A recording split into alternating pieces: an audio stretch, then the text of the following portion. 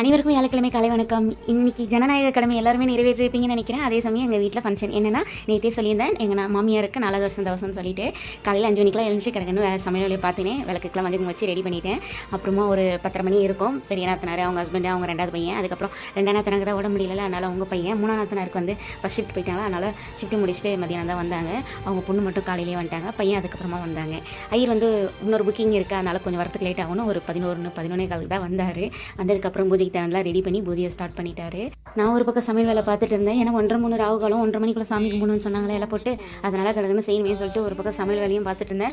ஒரு பக்கம் பூஜையும் பண்ணிட்டு இருந்தார். இதுக்கடையில் அவர் கேட்கறதெல்லாம் கிடக்குன்னு எடுத்து கொடுத்து ஒரு பக்கம் அந்த வேலை ஒரு பக்கம் ஓடிட்டு இருந்தது. அதுக்கப்புறம் பூஜைலாம் முடிஞ்சதுக்கப்புறம் ஐயர் கலாசம் கொடுத்தாரு. அதை வாங்கி படத்தாண்ட வச்சுட்டு அவருக்கு தேவையான தட்சணெல்லாம் கொடுத்து நல்லபடியாக அவரை வழி அமைச்சு வச்சிட்டோம். இந்த வருஷம் கொஞ்சம் டிஷ் எல்லாமே சேஞ்ச் பண்ணியிருக்கோம். அது என்ன ஏது நான் நெக்ஸ்ட் பார்ட்டில் சொல்கிறேன். என்னோட வீடியோ பிடிச்சிருக்கோன்னு நினைக்கிறேன். மறக்காம சப்ஸ்கிரைப் பண்ணி சப்போர்ட் பண்ணுங்கள் ப்ளீஸ். நம்ம இன்னும் இன்னொரு வீடியோவில் பார்க்கலாம். அதுவரை உங்களிடம் விடை பெறுவது உங்கள் நாயகி. பை.